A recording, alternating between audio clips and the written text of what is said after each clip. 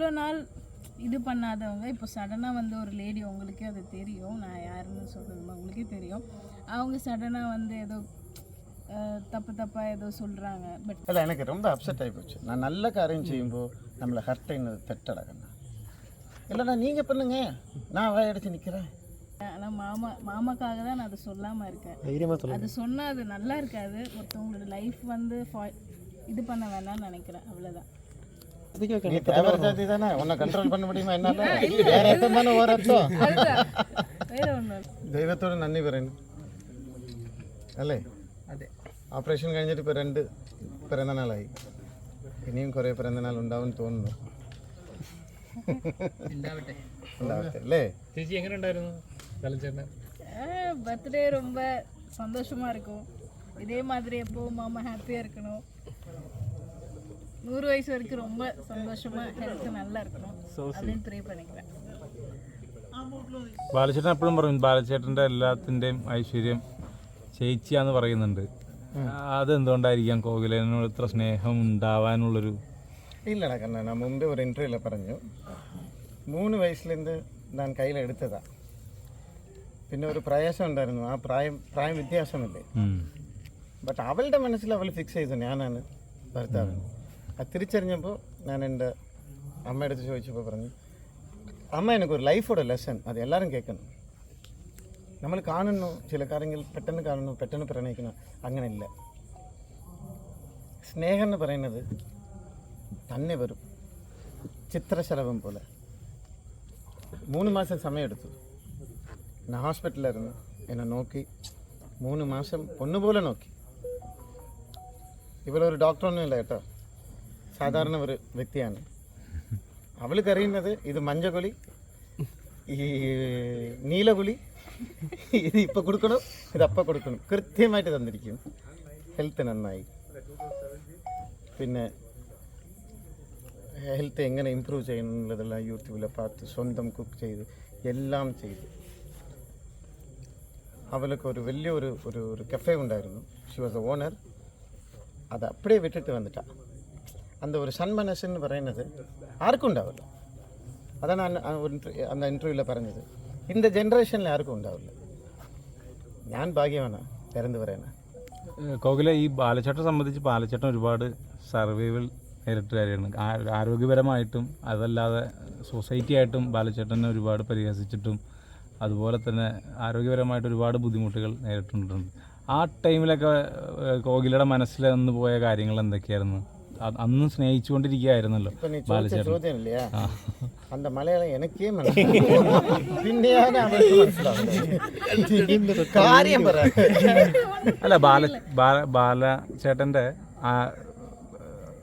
ആരോഗ്യപരമായി ബാലചേട്ടൻ വയ്യാത്ത സമയത്ത് കോകില അപ്പോഴും സ്നേഹിച്ചിരുന്നല്ലോ. ആ സമയത്തൊക്കെ അന്നത്തെ അവസ്ഥ. കാര്യം പറയട്ടെ, ഇന്ന് ഇന്റർവ്യൂ എടുത്തിട്ടിരിക്കീங்க, ആർക്കെങ്കിലും അറിയാമോ എൻ്റെ റിബിൽ ഫ്രാക്ചർ ആയിട്ടുണ്ട്? ഞാൻ ഇപ്പോൾ പറഞ്ഞത് ഓക്കെ. കാരണം സൈന പ്രദക്ഷിണം വന്ന് ഉദയനാനപുരം മുരുകൻ ടെമ്പിളിൽ കുടുംബത്തിന് വേണ്ടി ഒരു കാലഘട്ടത്തിൽ അമ്പലത്തേക്ക് വേണ്ടാന്ന് വെച്ചിട്ട് ഞാൻ നിന്നതാണ്. അങ്ങനെ ദൈവം പ്രാർത്ഥിക്കുന്ന ആളാണ് ഡെയിലി.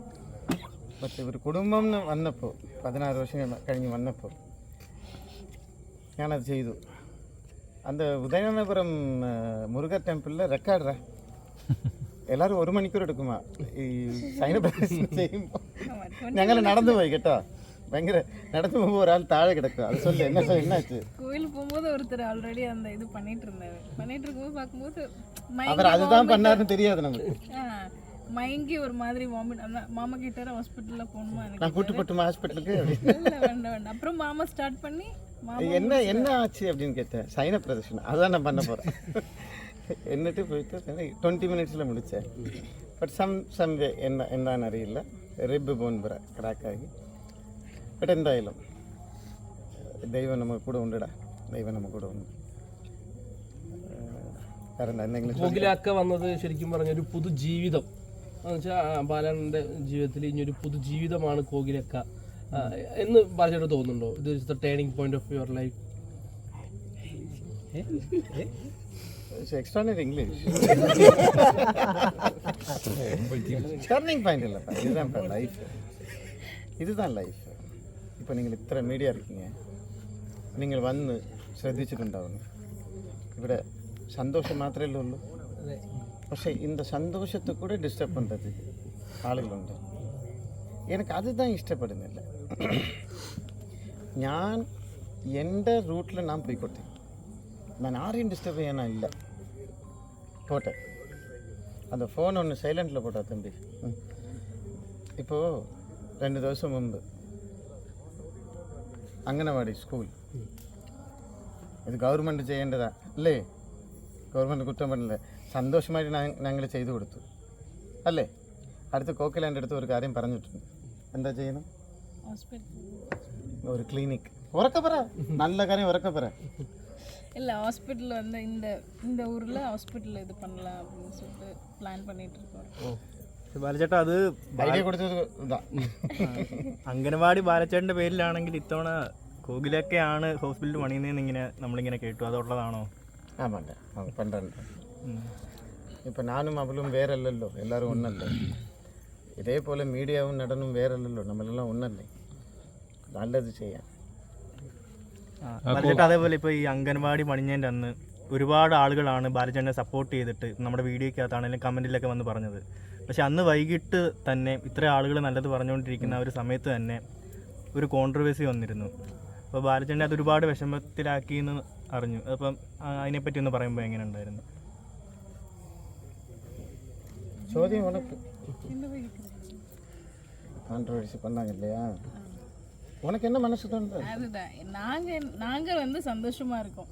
இந்த மீடியாவில் இருக்கவங்க வந்து எப்படி சொல்கிறது, நெகட்டிவும் இருக்குது, இது நல்ல காரியமும் இருக்குது.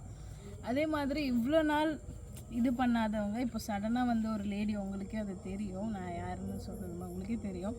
அவங்க சடனாக வந்து ஏதோ தப்பாக ஏதோ சொல்கிறாங்க. பட் நாங்கள் எங்கள் சைட்லேருந்து நாங்கள் எதுவுமே எங்கள் தப்பு எதுவுமே கிடையாது.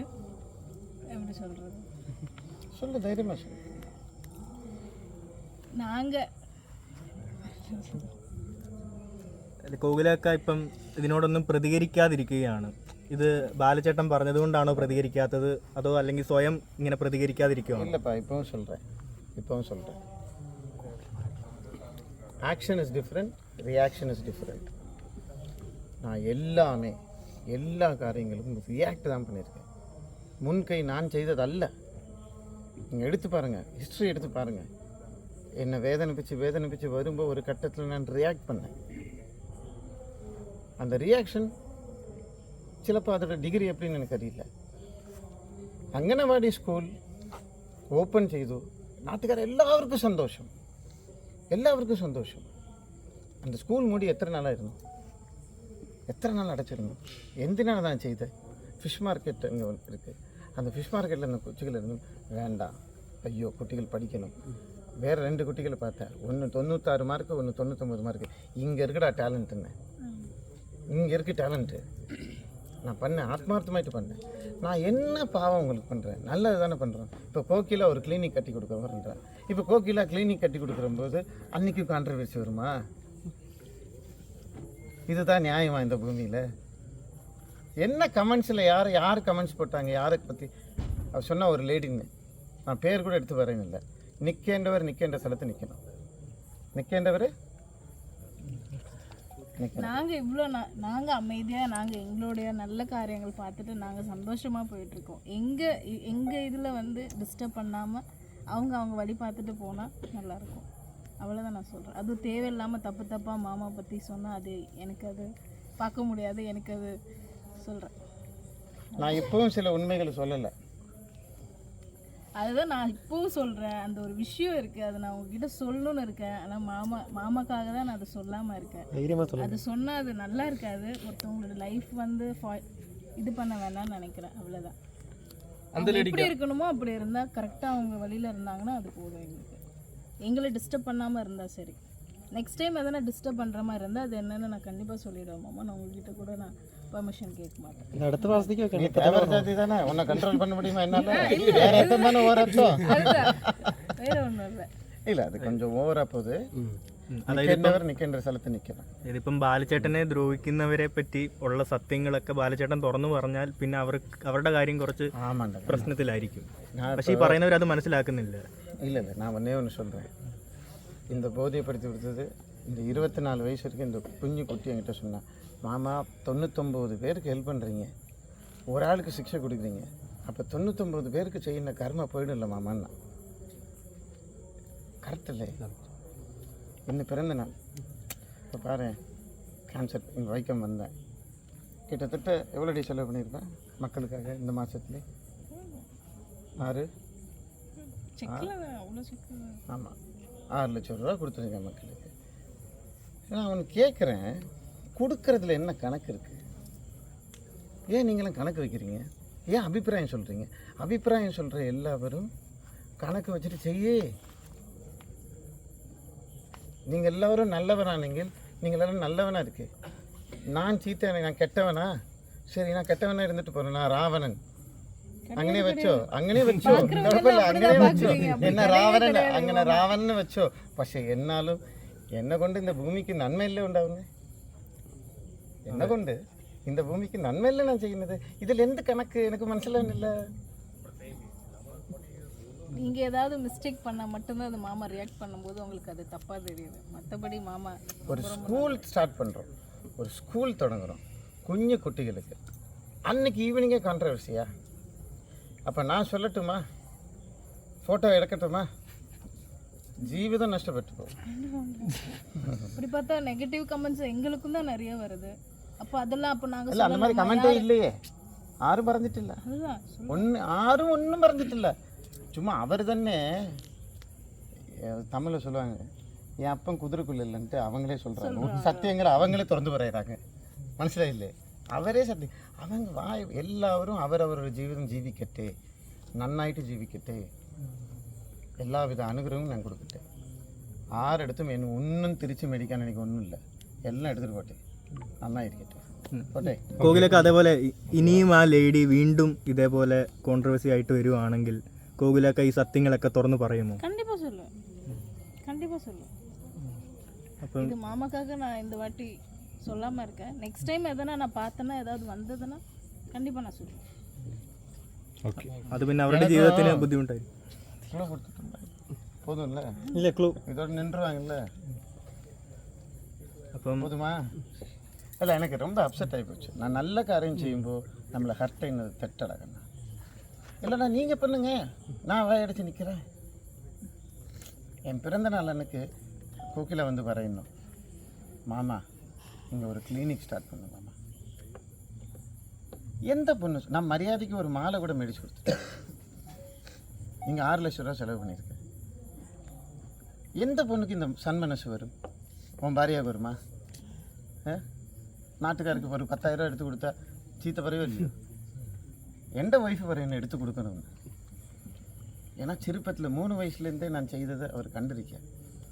நான் செய்த நன்மையை நீ தடையிறது விட்டுரு, ஒரு சாத்தான் ஆகிறது. நான் தெய்வத்தின் வழிக்கு நான் போய்க்கொள்ளலாம், நீங்களும் நல்லா இருங்க. இது மாத்திரமான நான் ஆகரிக்கிறது. இனி கோகிலாவை ഒരിക്കലും വേദനിക്കേണ്ട ഞാൻ പറയുന്നത്. ഇന്ന് ബർത്ത്ഡേ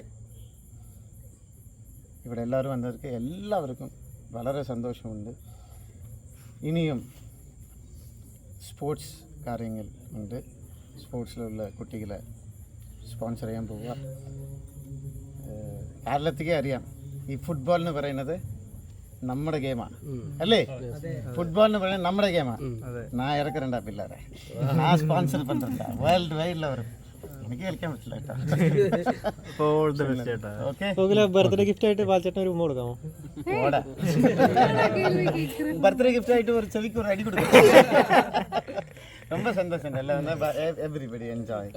പിന്നെ ഒരു കാര്യം കൂടെ പറയുന്നു, ഒരു മീഡിയയിൽ വന്നു, ഞാനെന്തോ മീഡിയ വിളിച്ചു വരുത്തി இந்த ட்ரீட்டൊക്കെ கொடுக்குறது.